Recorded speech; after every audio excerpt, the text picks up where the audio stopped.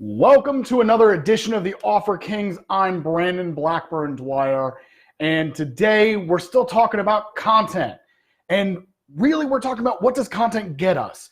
Namely, the most pervasive, corrosive, harmful myth in content marketing that is out there. And it is what destroys confidence. It is what puts people on the wrong path and the wrong priorities when creating content. And it holds people back from success, both when they're launching as well as when they're actually creating content. And that, my friends, is the myth of the huge following, right? Entrepreneurs, we must be famous to thrive online. We must have a huge list, a huge email list, a huge YouTube following, a huge amount of people loving our Instagram before we can have influence. And before we can have influence, we can't sell anything, right? Your content will, even if you're not famous yet, your content is what's gonna make you famous. You're gonna get hundreds of thousands and hundreds of thousands of views on your content, and that's when you know that you're gonna make it. And that's when you can start making money off of your content, when you have this huge, huge following. This is the myth that I'm here to bust today. So really, if you're looking at this on a video here, you need a big following. No, you absolutely do not need a big following to succeed in content marketing. That is a myth, and it's harmful to your success, it's harmful to your long-term business, and it's harmful to your profitability. So let's talk about this. Where does this myth come from?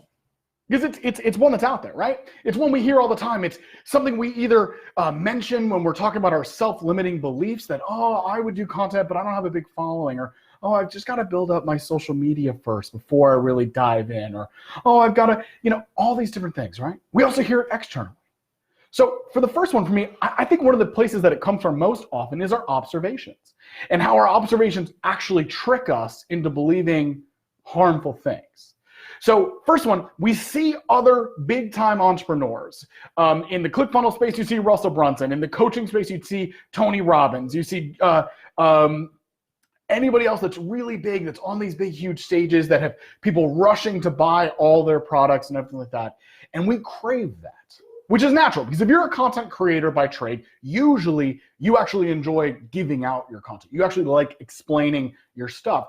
And you're probably a bit of a peacock, a person that likes to be in front of an audience. Now, I'll admit it, I'm like that. I like to be in front of an audience. So we see these people standing in front of large audiences, digital or in real life, and we say, that's how I define success, and that's how I get success. We miss that a lot of these people had success before they got on big stages. We miss the story that Tony Robbins started advertising his one-on-one coaching back in the 80s in classified ads. Something that nowadays people would say, oh, that's so passé or so boring or so analog, right? He didn't start with 10,000 person events. He started with a little classified ad that says, please contact me if you want to take control of your life. You want to be better at business.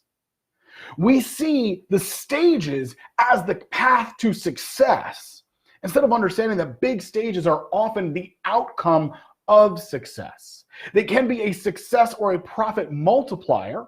And there's a lot of ways to leverage stages to grow your business, but they are not key to your success. The size of your stage does not determine if you will make money. It simply determines the reach and the opportunities you have to convert new customers.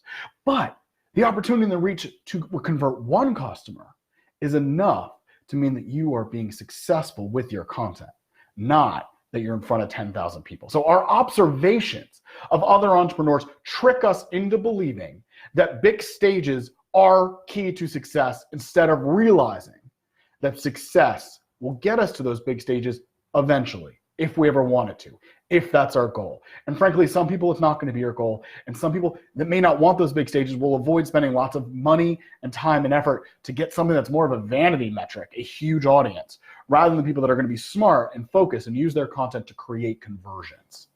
And that's what we're talking about here.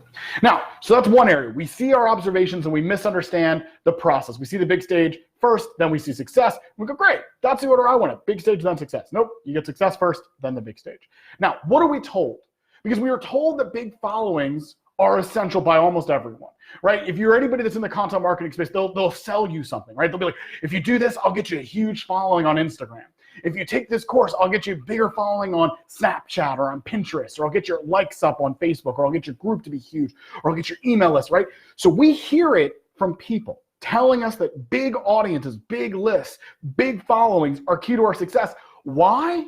Because they're trying to sell us on getting a big following. Shocking that they're going to say, hey, this end goal that I want to teach you to achieve is essential to your success. Shocking. So we hear it from other people because they tell us that's what we need to do, because they're trying to sell us something. We hear it from other people because that's how they brag about it, right? They brag about the number of views that they got. They brag about their followings. They don't often brag about their conversions, though, do they? They don't often tell us how much money it costs to get that following and was it really profitable in the conversions to sales that they did. They tell us that their ad reached 100,000 people, but they don't tell us that it had a 1% conversion rate. So they focus on bragging and they focus on vanity metrics that make them feel good about themselves, while not really being realistic about the cost that it took to them to get there or the actual outcomes it really got in terms of profit and monetization. And the last group that we hear from people that are trying to sell us something in content marketing. We hear from people that are trying to brag about their own success, regardless of what they're doing in content marketing. And then the last group are the paid ads people. And this is really my favorite group when I hear them knock on content marketing, because of course they knock on content marketing. If they are trying to sell you on that they are a paid ads guru, guess what they have to do? They have to convince you that paid ads are the only option for you to pursue. That means that they have to convince you that content marketing is hard, that it's timely, that it's expensive, that it requires a huge following, because they know that if you think you need the following before you launch the content, that you'll never, ever, ever launch the content, because you don't get a huge following without launching content.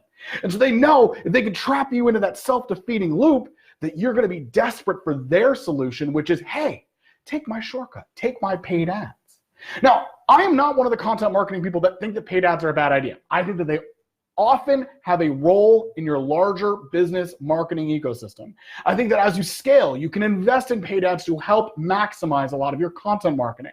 I still think that they are not as scalable as content marketing. I still think that they are not as valuable or as much return as content marketing, but it is still something that you should have in the mix when you have the money, when you have the resources.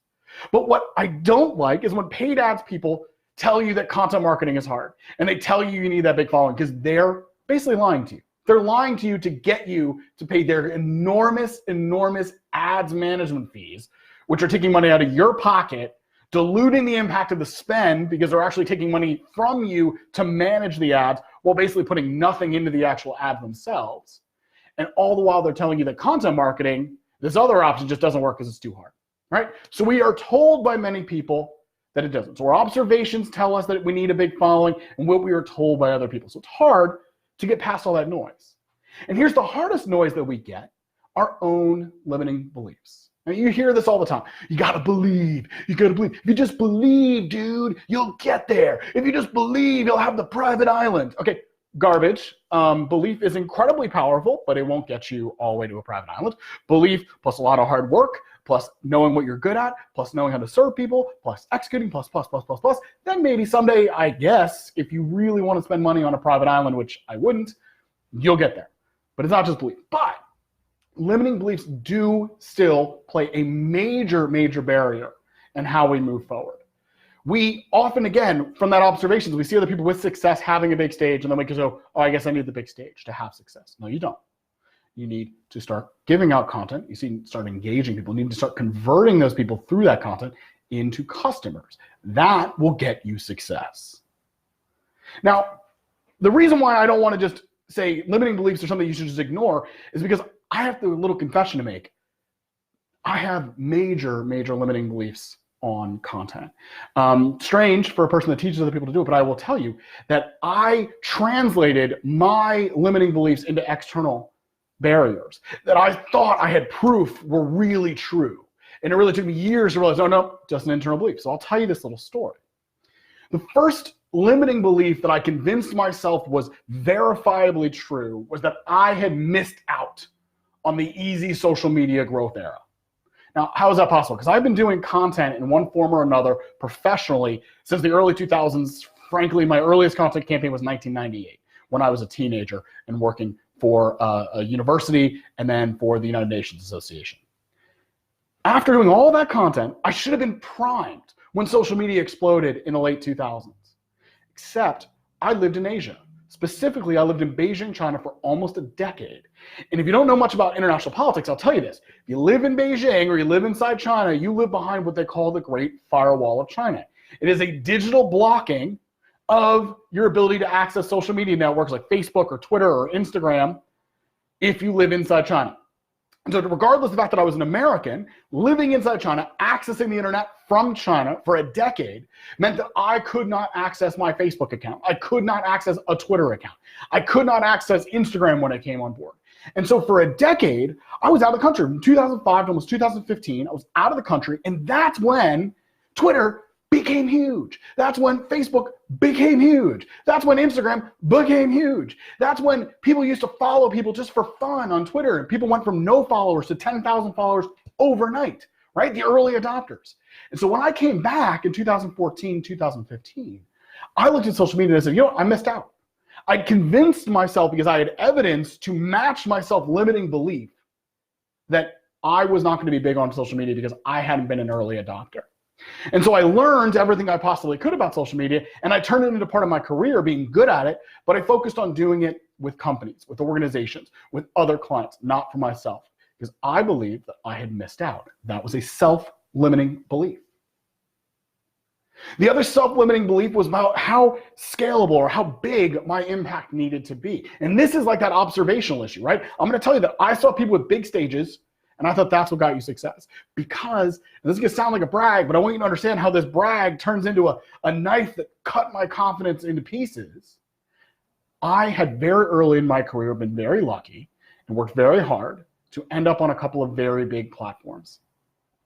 When I was 23 years old, I started doing commentary on international television on Chinese politics, US politics, and international security. The international TV station that I would regularly, on a bad night, had 3 to 6 million viewers for the show that I was on. And I started doing that show once a week. I ended up with a Chinese social media following that was huge. Chinese social media that no one cares about in the West, by the way. I ended up with people recognizing me in airports. That was the weirdest thing. Some kid just ran up to me and he goes, "You made it!" And I was like, "Yes? Why? What is happening? Why are you yelling at me?" And he was so excited. I didn't even know what to do. Like, it was a moment where you're just like, I guess people watch? That's weird. So I had literally millions of people watching, and I didn't know what to do with it. I didn't know how to monetize or capture it because I wasn't on social media in the West. I then ended up on radio where my show was broadcast on 5 continents with hundreds and thousands and possibly millions of listeners. I was on air 3 hours a day live, so this huge platform. So that's how I measured success. So anytime I went to write a blog post or anything else and it didn't go viral, I felt like I was undercutting my platform. So I was like, oh, I'm not going to get involved in that. I don't want somebody to see that I only had 100 views here, but I'm on radio. So I want them to see the radio. I want them to see that I have a big stage. I want them to see that I'm important. I wanted to value the stage over actual success.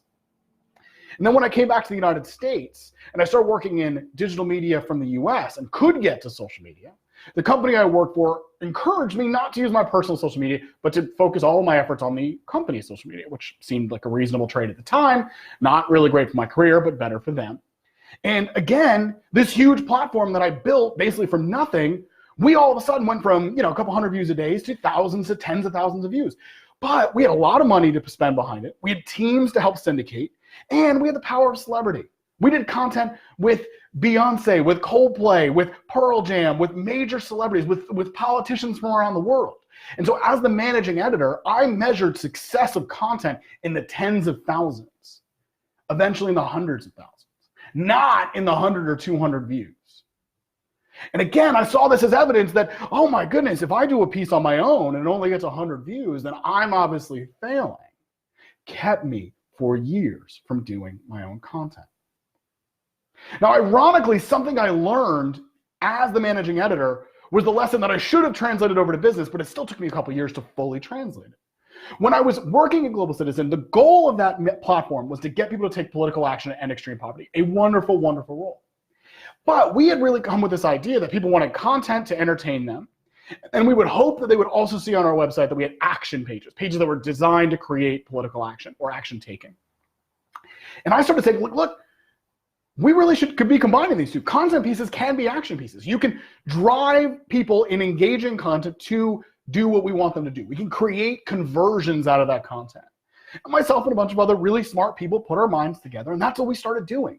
We transitioned the content to be just as powerful, if not more powerful, than the action campaigns.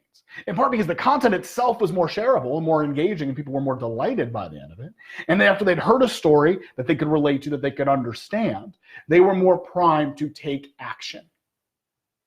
And we transformed the website from something that delighted people occasionally to something that drove consistent action-taking results. Now, that lesson should have drilled into this brain of mine and gone, okay, so what do I really care about? I don't care about 10,000 people seeing a piece of content. I care about conversions. But it still took me a year or two to figure that out for myself. Again, because I've convinced myself I'd missed out on the social media bubble. We haven't. The social media bubble is still growing. People are still engaging. Whenever they say a platform is dead, it's not true. There's still people engaging. There's still people doing it. Is it the fast vanity metric growth of 2009 or 2010? No. But that's good, because you don't want vanity metrics. You want real followers who are engaged with you, because what do you care about? Conversions, not numbers of views. And it's that lesson that has taught me to monetize content right from the start. Instead of content marketing campaigns that are aimed at building a following or have some amorphous goal of building your influence, each piece of content that you're creating should drive people to a conversion point. Now, in our modern day world, the Facebook group is a conversion point. So that's my first goal, right? I'm telling you guys, I'm building this thing from nothing, right? I ripped down all my websites, I did all that. So I don't have a funnel yet, but I do have a Facebook group. So I created a Facebook group and I drive all of my content. And you, if you're listening to this, go to the Offer Kings at Facebook. So facebook.com/groups, the Offer Kings. It's in the description. Search, join the group. It's a free group with a whole lot of great resources for you to teach you how to monetize your content, to teach you how to go from a mindset of I need tens of thousands of views before I can make influence to you can make money from your content with 10 views, with 50 views, with 100 views. And imagine once you get good at that and you start making money from it, and then you can start investing in that content. And now the conversions you got with 100 views, well, now you can double and triple that, because now you have 500 views. Now you can double and triple that again because you got to 1,000 views. It wasn't the 1,000 views that got you success. It was the 100 views. It was the 50 views. It was the doing of the content that got you success, because you focused that content on creating conversions. You focused on the only metric that matters, conversions on what you want your customer or your potential customer to do. All of this is how you succeed without a big following. And if you don't believe me, because you're like, oh, still there's a list of people with big followings. I don't know.